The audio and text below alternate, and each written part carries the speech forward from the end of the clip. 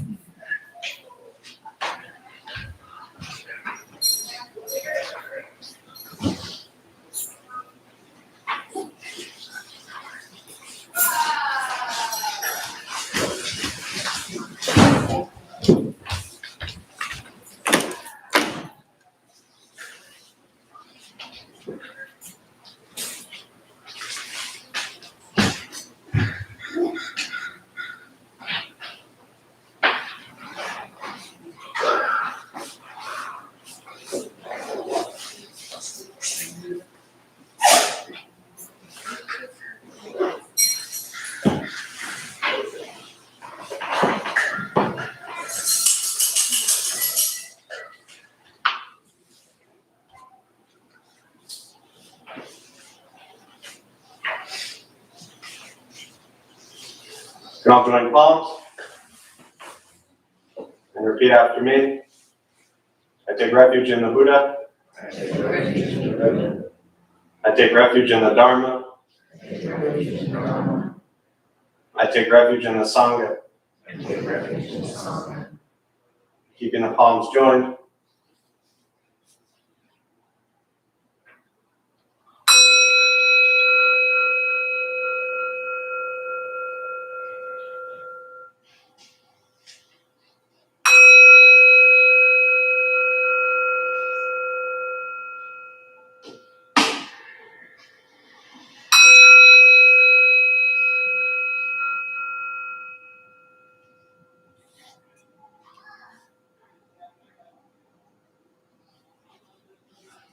And put the palms down.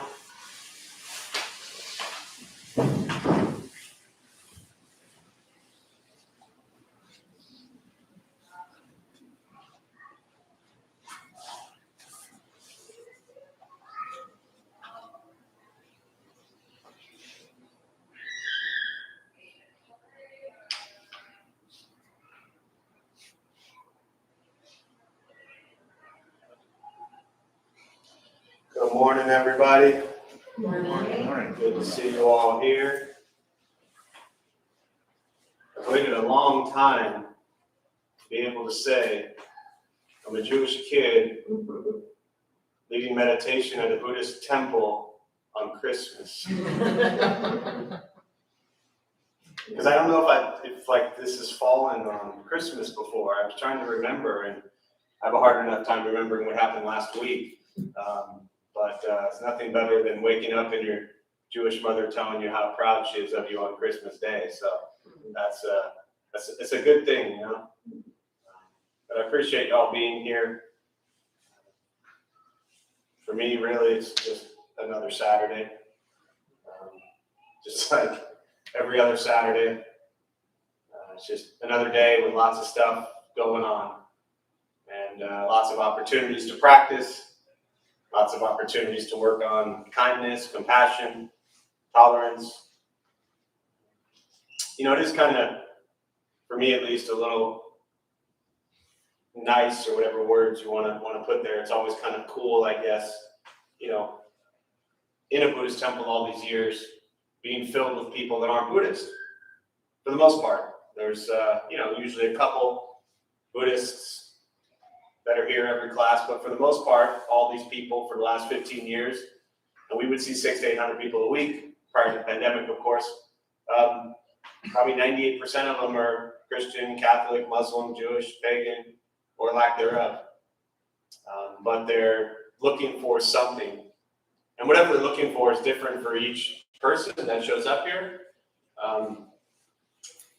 I definitely don't try to understand what that is from each and every person, because it's incredibly unique. But very often it's something along the lines of community, mutual understanding, respect, mutual appreciation, kindness, gentleness towards self and others. Right? These things are, again, different and very interchangeable for everyone.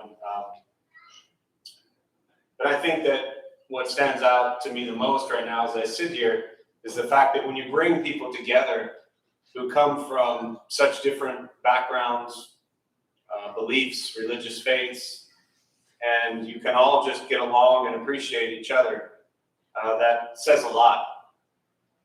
And I think it's incredibly important, regardless of what your beliefs are, whether it's religious or what you like to eat, what movies you watch, whatever it is, if we can all just respect each other's views and passions and appreciations, I think that's a beautiful gift that we give to the world, to our community, to our family, to our friends. So having that respect and, dare I say, religious tolerance, but especially religious tolerance and everything else. I say that because for 15 years, I always say we have two rules here. We don't talk religion and we don't talk politics. And that's what keeps everything here running so smoothly. But since I'm bringing it up, I think it's important to always remember to have respect for other people's religious faiths and views and practices, no matter how different they might be from your own. And a topic, I don't know, I may or may not get into later, but it's something I call Buddhist arrogance.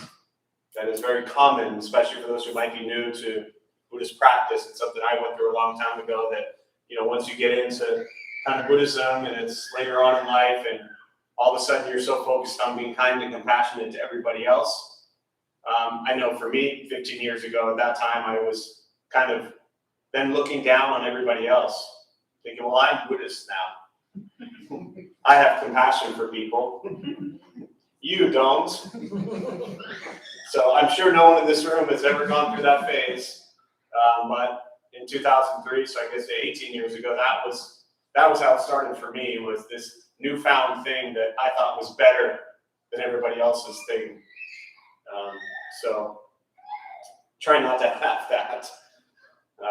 And just appreciate what everybody else is carrying with their practice and their heart. So with that, we'll go ahead and start with the meditation practice. There's a couple things I'll tell you before we begin. Nothing's going to happen to you. You will not float away. You will not have any mystical, magical experiences. The mind that races all day long is not going to shut off. Don't judge your practice. Do not ask yourself, is this working or not working? Are you doing it right or doing it wrong? We're just going to sit and we're going to breathe. Posture, you just want to be comfortable. If you are on a cushion, often it helps slide into the front third, pushing the stomach forward. Allows the back to straighten, shoulders are relaxed, hands can be on the knees or on the lap, whatever's comfortable. And to our millions of YouTube followers, thank you for joining us. Nice you could be with us today. I will guide us as we begin. We'll settle into a little bit of silence. Most important, do not expect anything during this practice, especially screaming children to be quiet.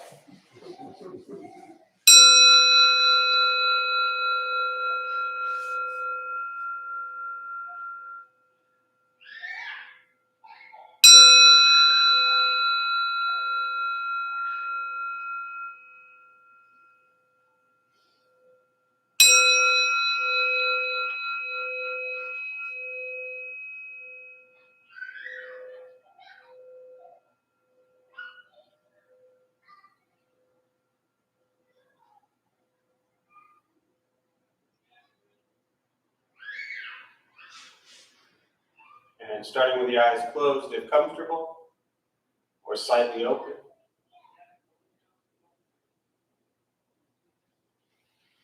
Mouth is open or closed.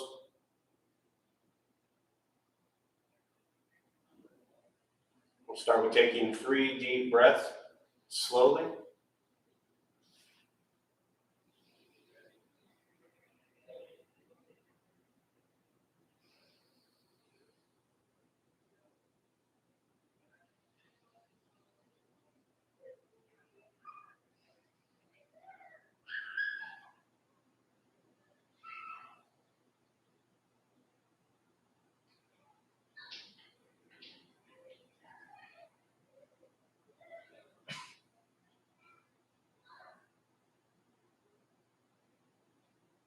And eventually settle into a natural rhythm of the breath.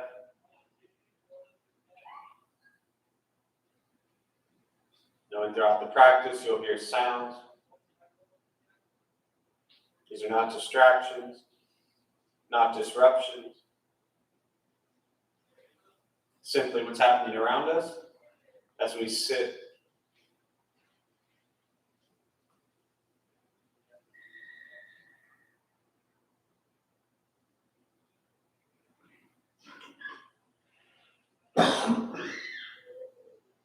Noticing the mind as it wanders, jumping from thought to thought.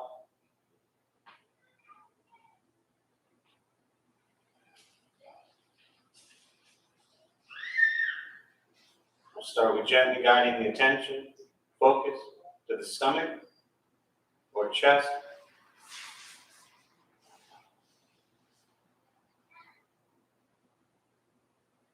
Breathing in, feel them rise.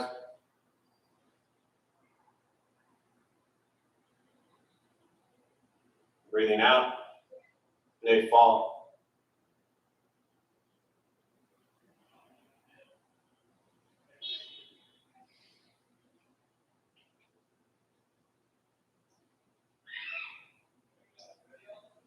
Simply continue this practice, observing sensation of breath.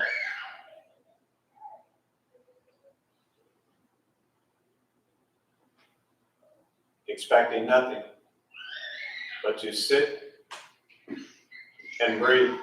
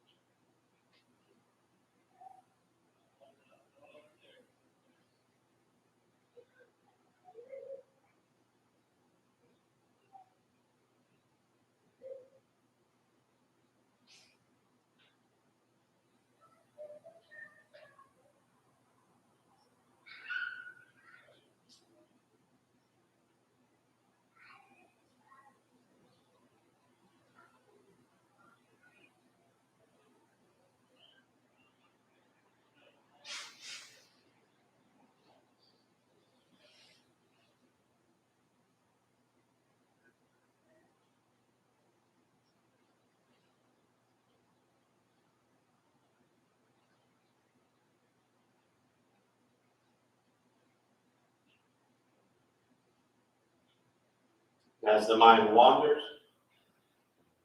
lost in thought, recognize it.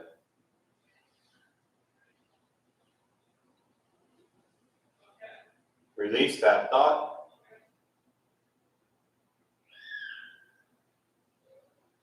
Return attention, focus to the breath.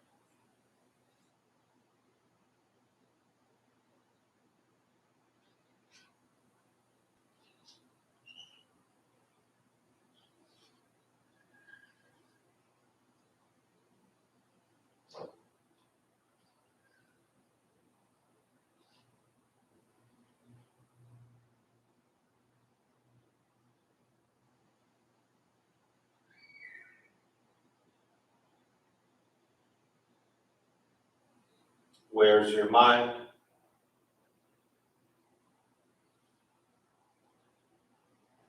Return to breath.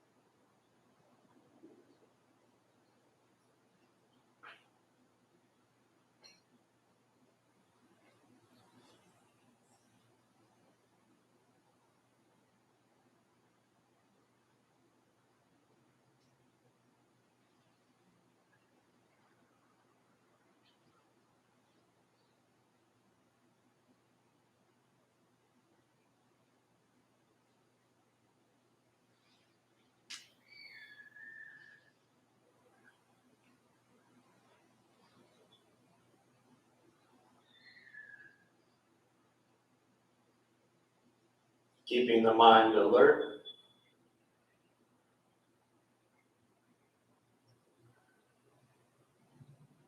Aware of each sound.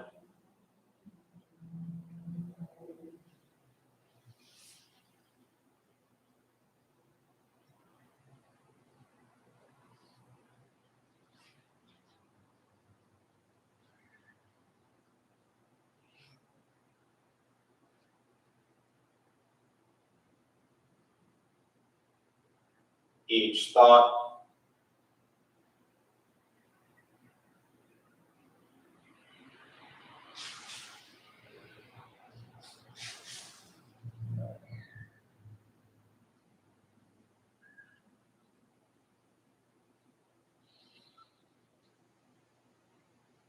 Each physical sensation.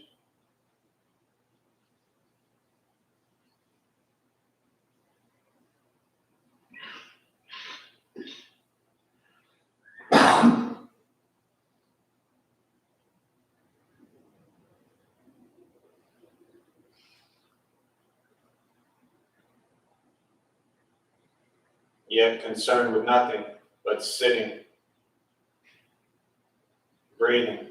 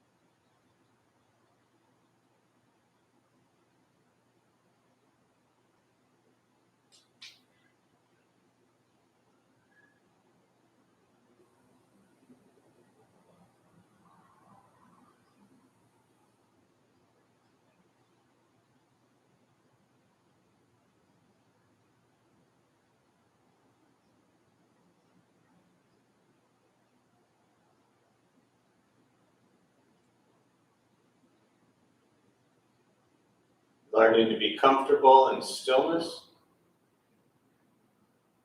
in quiet, simply sitting, breathing.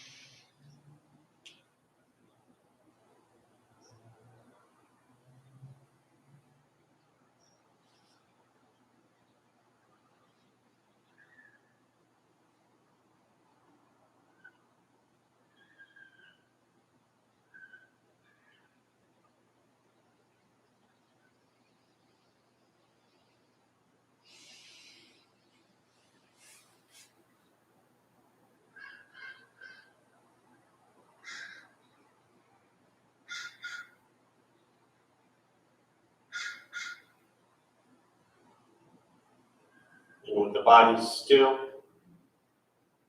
rested, and the speech quiet, aware of all sound.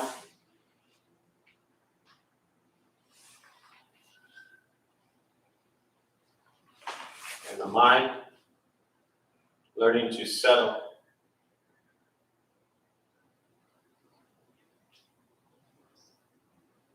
Know what it's like to just sit and breathe.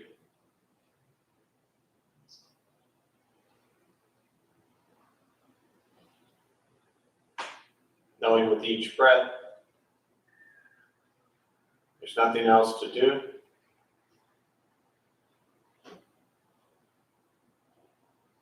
Nowhere else to go.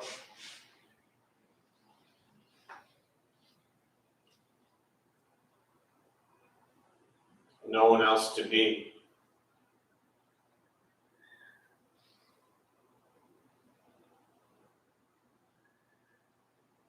Everything beautiful, exactly as it is. Sitting, breathing.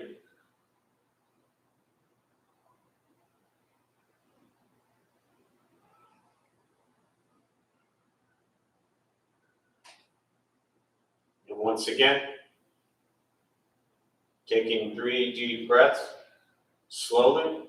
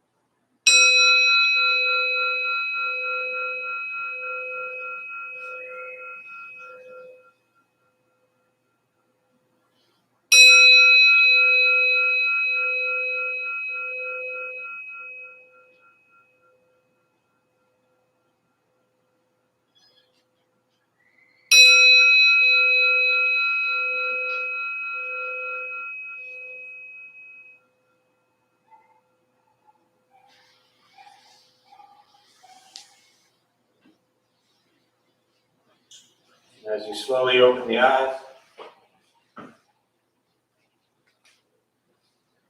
slowly beginning to move. And most important, with the practice of meditation, is to recognize how you feel now, immediately after.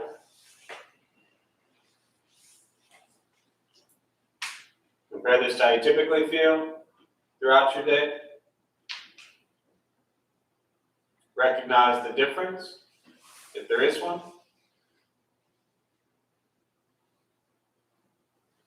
Ask yourselves how you prefer to feel every day for the rest of your life.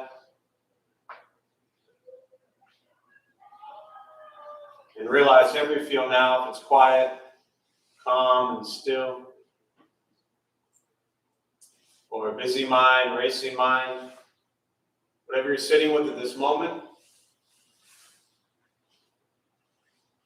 has nothing to do with anything I said. It's nothing to do with how we sit, hold the hands or cross the legs. It's nothing to do with the sounds around us or anything else for that matter. It has everything to do with your own mind and your own mind's reaction to an external condition. This is what the Buddha called pratitya samuppada. It means dependent origination. This is the basis of the Buddha's awakening. The word Buddha simply means awaken.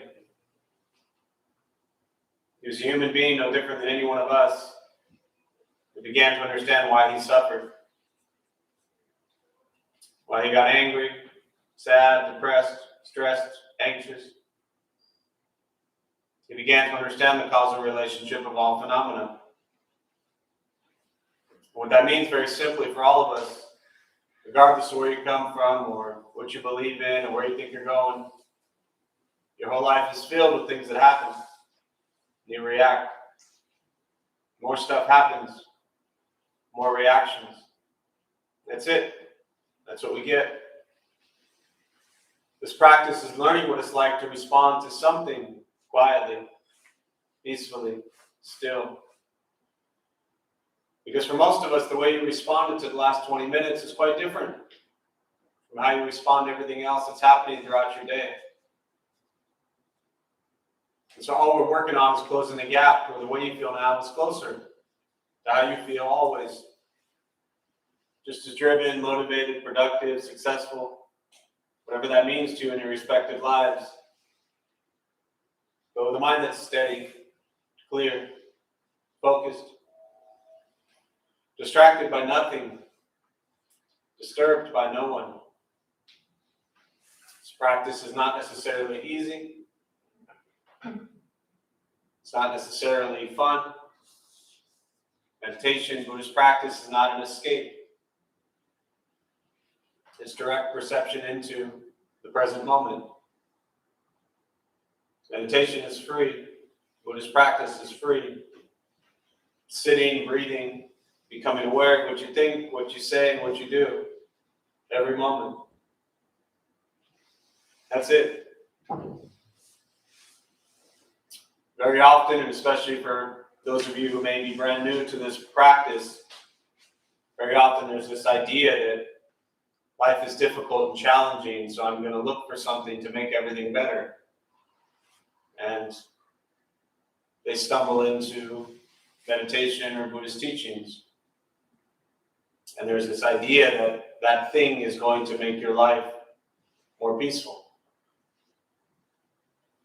The only thing that makes your life more peaceful isn't actually a thing at all. It's yourself. You. You make your life calm, steady, peaceful. Or you make your life unhappy, miserable, depressed. That's your choice. Buddhist practice is like a mirror. It's an opportunity to look back at yourself and reflect upon what the Buddha called karma, which is your thoughts, your words, and your actions, your deeds. This is karma. Not getting what you deserve or what goes around comes around, but karma is action, what we think, what we say, and what we do. And so every moment with this practice is an opportunity simply to reflect. What am I thinking? What am I saying? What am I doing? And to be mindful and aware of what impacts you in a positive, healthy way and what impacts you in a negative, unhealthy way. And then with this awareness and mindful approach to your thoughts and your words and your actions, the practice is to then begin to make changes in your own life.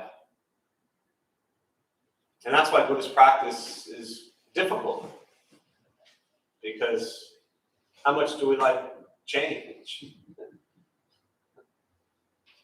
Especially when it requires you to change you. That's no fun. It'd be a heck of a lot easier if the rest of the world would just change for me. If everyone out there would just do and say and think exactly what I want them to, then I wouldn't have to change. But then I would have remained a mean, angry, and I'll keep this a PG version. I mean, it's Christmas and all, so we have to change. And we don't always like that. I mean, it's often hard enough to figure out what shirt you're going to wear in the morning, let alone figuring out what it is about your thoughts and words and actions that you need to change. So it's difficult. But the reality is once we stop trying to change, fix, control, manipulate, everything and everyone around us, which is where we spend so much of our time. Hoping they do this, hoping they do that, wishing they would do this, wishing they would do that. We create such a battle against the rest of the world. It's like every day you're going into combat.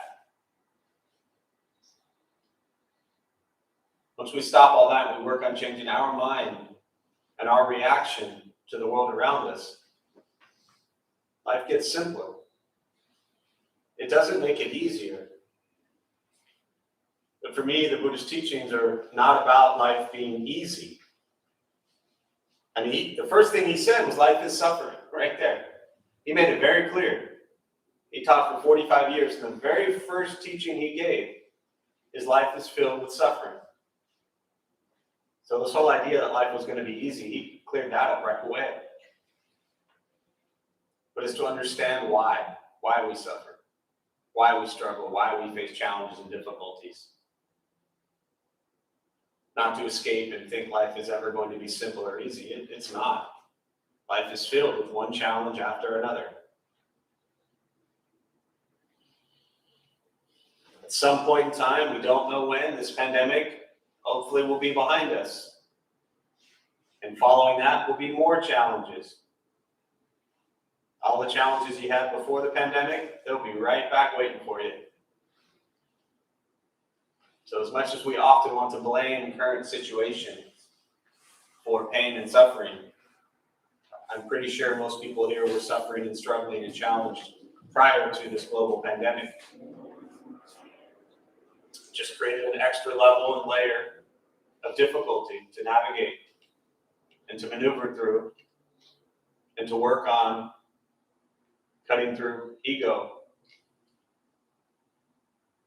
So have fun with that. With that, I always really just prefer to open up to questions, meditation, Buddhist practice, anything you're sitting with, and we'll use the rest of our brief time here this morning, and I'll respond to questions, thoughts.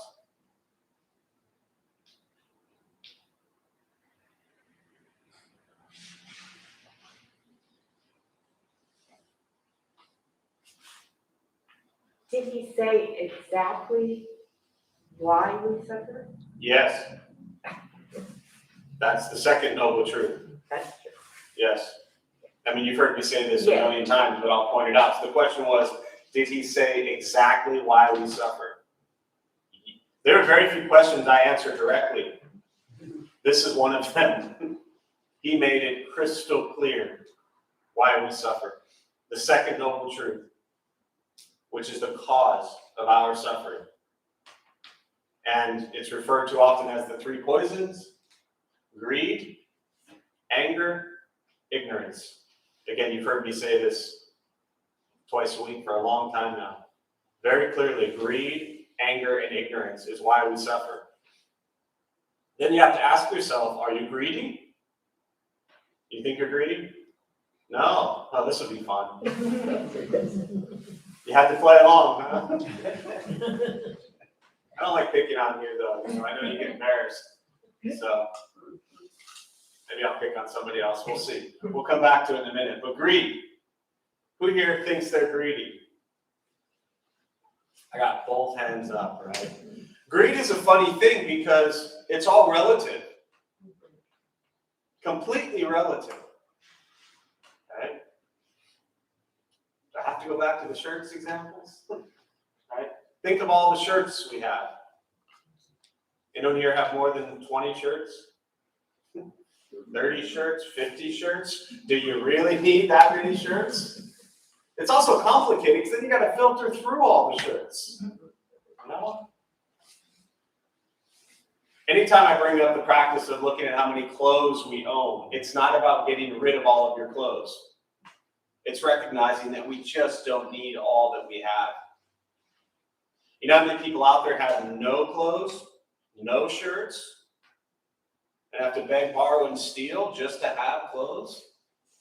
And there we are, waking up on a Saturday morning, opening up our closet, our drawers, and looking through our 50 shirts. Which one am I going to wear today? How does this one look on me? None of these things are judgments. These are not critiques. These are not attacking you for liking a shirt. This is addressing greed, wanting more than what we have. If you have 30 shirts, you probably have enough shirts to last the rest of your life. But does that mean you're never going to buy another shirt again? Of course not. New ones come out. And the new ones, of course, work so much better than the old ones because the colors are different. You know, the red shirt works so much better than the blue shirt, especially with my yellow socks that match my green shoes. We don't need any of that stuff. We convince ourselves, and billions of dollars of advertising convince us that we need more. Right? Who here has an iPhone? You don't have an iPhone 10 or 11 or whatever number they're up to? Did the number 7 just not work anymore? I mean, maybe it broke, I get it. I'm convinced Apple has some little bug that after a year they all crap out on you anyway, so then you get to buy a new one for $1,200. But either way, most of the stuff we have works just fine. But we constantly want more. When we look and we ask ourselves, am I greedy? Which is the first thing the Buddha taught about why we suffer. He said the greatest practice is to give. Now, he also said the greatest thing you can give is the Dharma, the teachings of the Buddha. And by that, I don't mean necessarily that you all have to sit around and start teaching Buddhism.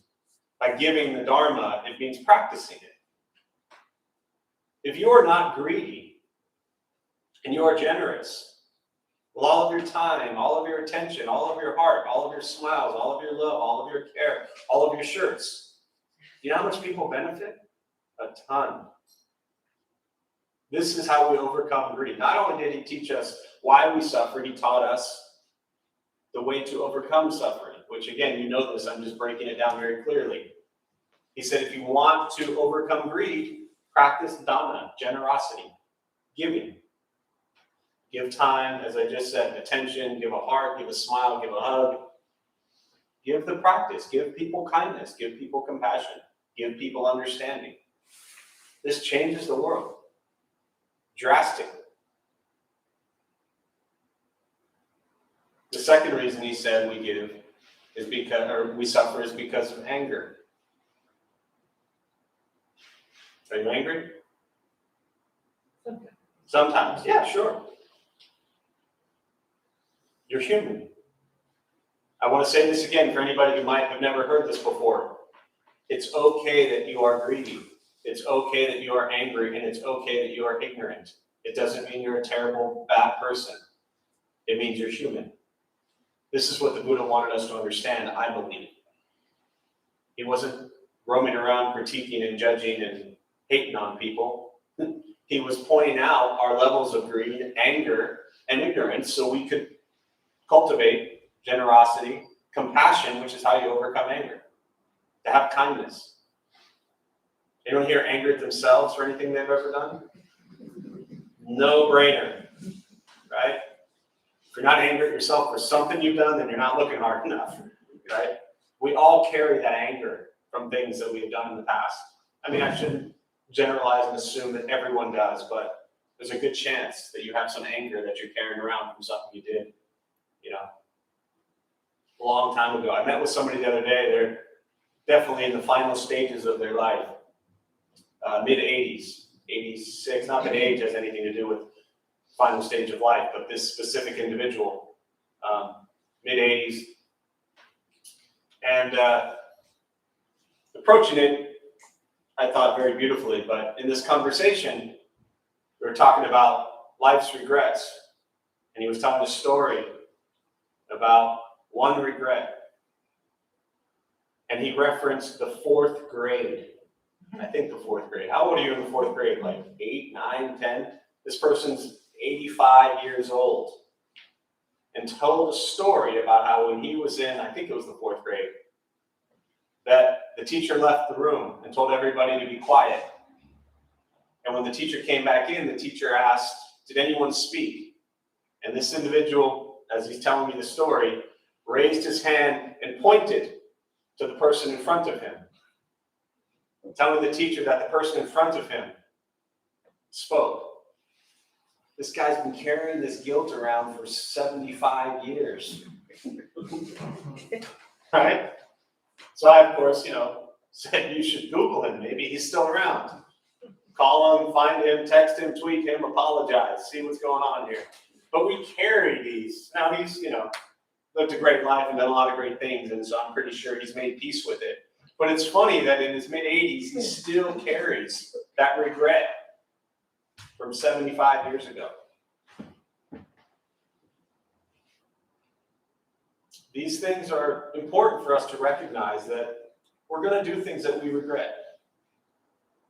But if we have kindness and compassion toward ourselves and others, maybe going forward, we can stop doing more things that we will regret. The last one is ignorance. Now, this is a tough one because most people don't want to think like, I'm ignorant, right? And how's that feel? Do you think you're ignorant? You're all in. I'm all in. It's like, yes, I'm greedy, I'm angry, I'm ignorant, that's why I'm sitting in the front row. Right? It was a joke when I said if you sit in the front, you get enlightened quicker, right? I'm trying. The ignorance doesn't mean you're dumb. It doesn't mean you're not educated. It doesn't mean you're, all those words. It just means in the word ignorance is ignore. You're ignoring ultimate truth. So what does that actually mean? What is ultimate truth? I have no idea. But I know what my perception of reality is. And my perception of reality is not ultimate truth. It is simply my perception.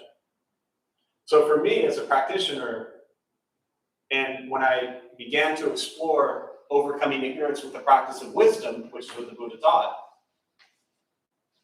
I don't chase extreme wisdom. I don't wake up every day and think, how can I be the wisest person today? I don't wake up and think, how can I finally see the true nature of reality or ultimate truth?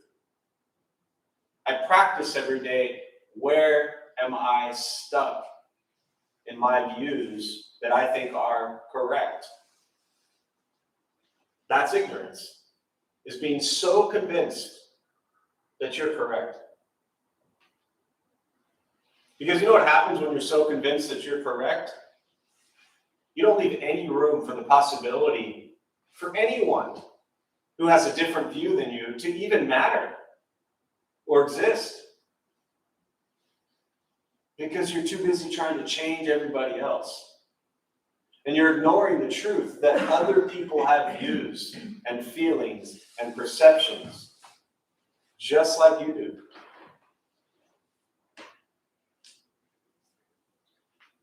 But we don't always want to hear that. We ignore the truth, which is every person has a different experience growing up. They grow up in different parts of the world with different family structures, with different friends, with different educations, with all kinds of differences. And the ignorance is thinking that what you have and what you are is right.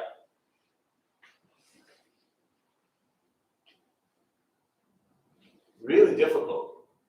And this is why when I say Buddhist practice is not easy, because it really is waking up to what is my greed, what is my anger, what is my ignorance, and to do that without judging or critiquing or thinking that you're a bad person. You're not. You're just human. So the first thing he said is life is filled with suffering. The second one is the cause, which I just talked about. The third one is the ending of suffering, nirvana, liberation. And the fourth one is the Eightfold Path. This is what's called the Four Noble Truths, the very foundational, basic, core Buddhist teaching.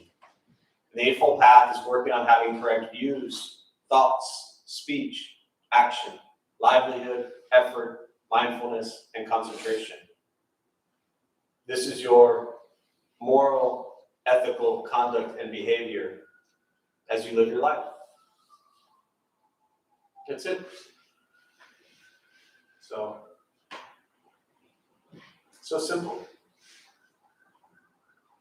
What was your question? Did I answer? Yeah. Yeah. Oh yeah, you said, did he teach why we suffer? Yeah, and a little more clarity with the greed thing. Greed, does have such a negative connotation. And I don't really correlate how you if I want to get a new shirt, I don't really understand that concept that it's greedy. Or if I have my closet full of them, I Yeah. don't, but I'm just saying. Greed is always meant, I'm being very selfish and Sure. you know what I mean? It's something a little bit different than wanting a new iPhone, I think. It's That's not. just, It's semantics. What I'm getting at is the word greed yeah, in the English language it comes with a very heavy negative connotation. Yeah. But you actually said the word, which I was just letting you finish. You said wanting. So I think as a practice, if the word greed doesn't sit well with you, just recognize what the Buddhist teaching is: craving and desire and wanting are causes of our suffering. that's better. Yeah. Because however we have to justify in our head whatever words we want, but the teaching is to recognize that craving and desire. Often people will just say, when someone says, what's the cause of suffering in Buddhism, someone may just say craving and desire, right? Craving and desire, again, in our head, in your head, may sound gentler, but it's the same thing. It's ultimately wanting more than what you have. And recognizing, and if this is tough for you, then great. Now you have something to practice with. Recognizing that you don't need another shirt. You want another shirt. Wanting another shirt doesn't make you a terrible person. But wanting and craving means we're not okay with the way things are. And we're seeking things to be different from how they are. And it is actually that craving and desire of wanting things to be different from how they are that causes our suffering. Now one can say, well, I'm not suffering. I can just get in my car and roam down to the store and buy a new shirt, and their suffering is gone. But that is selfish, because it's taking care of you. And then the question is, well, what's wrong with that? Nothing's wrong with that. It's just recognizing that there's a lot of people out there so practice I did for a very long time was anytime I spent, many years ago, anytime I spent money or bought anything, I equally purchased something for somebody else. It was a practice I did because I used to be incredibly greedy with a lot of money and bought a lot of stuff. And you know what that stuff did? It fed my ego. Because I said, wow, look at me. Look at my new shirt. Don't I look cool? It made me feel good. My ego, my pride. It was all about me, me, me. And what the Buddhist teachings are helping you to recognize is that life isn't all about you. You're not less important than others, but you're also not more important. So for me at that time, anything that I was going to purchase, I bought something equal in value for somebody else. And it became a great practice. An expensive one too, where I began to recognize then what was the value of what I was doing to make the money, how much time I was spending, and realizing that, wow, if I'm going to make all this money and spend it on others, then I had to wrestle with, like, am I really enjoying what I'm doing? Because now I'm buying stuff for two people. So I better enjoy how I'm spending my days. And if you don't enjoy how you're spending your days, then you got to explore that. So there's a lot of deep practices embedded into this, but it's really important that you don't think you're a bad person because you want to buy a shirt. So important. But there's a craving and desire there that says what you have is not enough. And that extends well beyond shirts. It's a very deep longing for some sort of connection that we all seek and crave because we're often afraid to just be with ourselves as we are. So,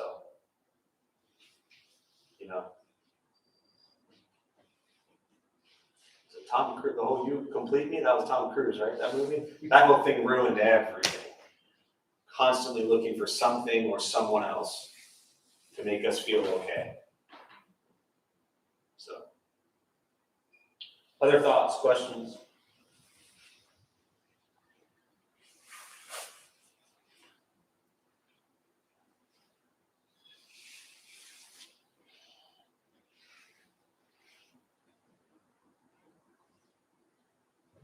Do you have any practice suggestions for working with fear? Like kind of how you said how you work with greed, practicing it with someone else. Practice suggestions working with fear? Obviously, yeah. Yeah, good question. Good to see you again. Welcome back. Glad you're here. So, one of I find best ways to deal with any emotional challenge, struggle, mental block, whatever it is, in this case, fear. And you have to be careful here because I'm not suggesting if you're afraid of fire, that you jump into a fire. But the best way to work with our challenges is to just jump in and dance with them. Often, I'll give you one separate example, but often when I talk about working with patients, most people have a family member, not everybody, but most people have a family member that drives them crazy. And so when I talk about dealing with patients, I suggest calling that family member and staying on the phone with them for 5 minutes. And right when you hit that mark where you're just like, I cannot even bear to be on the phone 1 second longer, you stay on the phone 5 minutes more. Because the only way to work with patients is to put yourself in situations that force you to be patient. It's the same thing with fear. Put yourself in situations, again, fear, I want to be little asterisks here. Safety, caution, always, first and foremost. So I'm not suggesting that you put yourself in dangerous situations. And fear is a very relative term as well. So it's very specific to whatever fear is for you. Could be mental, emotional, physical situations, whatever it might be. I've worked with trauma survivors for 25 years, so I'm not suggesting that you jump back into a traumatic situation if you're not ready to work with and process that. So I just want to put that aside there also. There's a great acronym I heard years ago for fear. I don't know if you ever heard this, but false evidence appearing real. You ever heard that? FEAR, false evidence appearing real. Are you afraid of anything? Well, let me rephrase this. Everything that we are afraid of is either now or in the future, right? It's not, we might have fear because of things that happened in the past, but we're not afraid of the past because the past is done. We're afraid of maybe things from the past occurring again. And when would those things occur? At what point in time? In the future. Future. Thank you for playing along, right? So it would occur in the future, which means it hasn't happened yet. Meaning, false evidence appearing real. We live in our head past traumas, past fears, past anger, past regrets, past resentments. And we live them in our head over and over and over again to where we've almost convinced ourselves that it's going to happen again. The practice of meditation is the greatest practice. Your question is, what's a skill or practice? I forget how you worded it. Technique. Present time awareness. For me, this is the Zen practice. This is the meditation. Concentration and focus on the present moment. If you concentrate and focus on the present moment, using sensation of breath, using a candle, using an incense stick, whatever, if you're staring at one thing, you're in the present moment. Your mind is not where? Past or future. When we live in the past, that's where we feel anger, sadness, depression. When we live in the future, that's when we feel fear, anxiety, stress, worry. None of that occurs in the present moment because we're experiencing life as it is. It's a great Zen expression: when hungry, eat; when tired, sleep. It's just living in the present moment with what arises. So, meditation is the practice to cut through false evidence appearing real. And that doesn't mean that, let's just say there's something you're afraid of, again, physically, mentally, emotionally. It doesn't mean that it's not going to occur at some point in time in the future. But your question wasn't, how do I control what happens in the future? Your question was, how do I deal with fear? Does that make sense? Is that helpful? Yeah. Really difficult. You know? I mean, if we could just every moment understand why we suffer and how to deal with fear, none of you would be sitting here right now on a Saturday morning. But you've heard me say this a million times, it is a practice.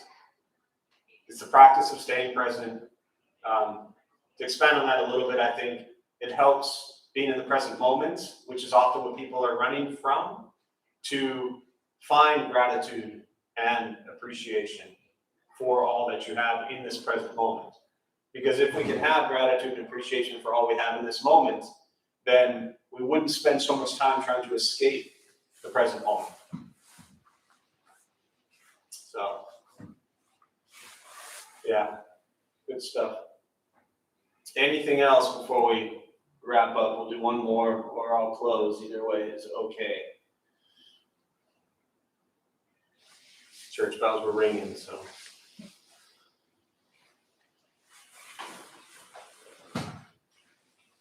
All right, so we'll close on that. We'll go ahead and join palms. May the benefit of this practice be shared with all beings in all directions. May all beings be at peace. May all be free from suffering. May any merit gain be transferred to the more than 4 million lives that have been lost during this pandemic, and their family and friends who continue to suffer at this time. May they all be at peace and free from suffering. May we all be at peace and free from suffering.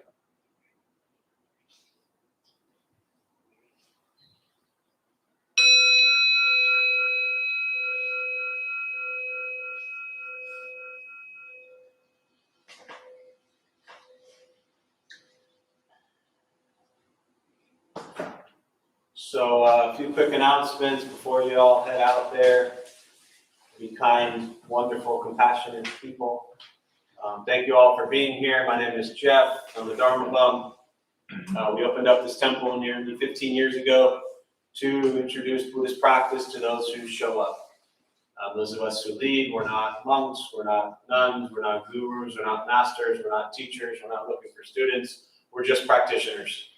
We do our best to take our understanding of Buddhist teachings and put it into terms that hopefully make sense to those who show up. So thanks for showing up. Every night we have different practices going on. We closed for 16 months, many of you know, during the pandemic. At that time during the pandemic, we shut down for 16 months. So currently we opened up maybe mid-July, and we have in person. We have Tuesday night, Wednesday night, and Thursday night. I do this class on Tuesdays. Alex does the Metta Loving Kindness on Wednesdays. And Travis does the Dharma Bum Basics and meditation on Thursdays. And then again here Saturday morning. Our recovery Sangha, which we've had for about 10, 11 years, anyone battling addiction, drugs, alcohol, life, just anything that meets Sunday morning at 10 a.m. here, and also Tuesday night. As you know, the Saturday morning and Tuesday night recovery do require RSVP. We do have a capacity limit here. We appreciate you all, since we've reopened, wearing the masks and sitting how we, set up the seats, and just kind of following the protocol that allows everybody who's here to feel safe. If we packed 70, 80 people here as usual, most of you wouldn't be sitting here right now. So we appreciate that. Other than that, the temple is still closed all day. We sit Monday through Friday in the morning, 8 and 8:30, and then the temple closes at 9, and it opens up again in the evening for when we have classes. The temple's also open typically Saturdays and Sundays from 12 to 3. So if you want to ever just come sit when it's here and empty, it's a beautiful time. You can come in the afternoon, Saturday or Sunday. Buddha for You, same thing. That's been predominantly closed. Well, it was closed for 16 months. And then we did do some holiday hours, and right now will be Saturday, Sunday, 12 to 3. So if you're rushing off to like your 2 o'clock Christmas party and you don't have anything, I can be down there right now. So feel free. Did you get all your gifts? Yeah, all right, good. So it's just good to see you all. Again, great always to sit here. For those of you who do celebrate, from this Jewish Buddhist, I do wish you a Merry Christmas. And, these are wonderful times, but for many of the holidays are also very sad, lonely, miserable, depressing times. So it's a mixture. So try to just have, as I said earlier, some tolerance and appreciation for everybody out there, because they're all fighting their own battle. So thank you all for being here. I wish you well. Please be safe, and we'll see you soon.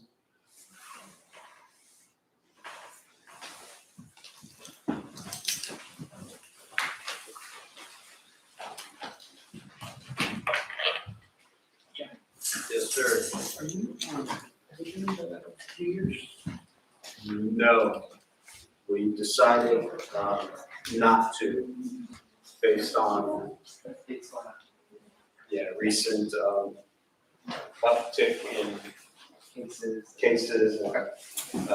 We figured bringing 40+ people here at midnight on New Year's Yeah. would not be the smartest, safest thing to do. So as much as we would love to do it, we're not. Okay. Yeah, sorry. Oh, no, it's okay. I just didn't hear, so. Good to see you. You too. May I take a picture of the altar? Absolutely. There's some new statues that I see.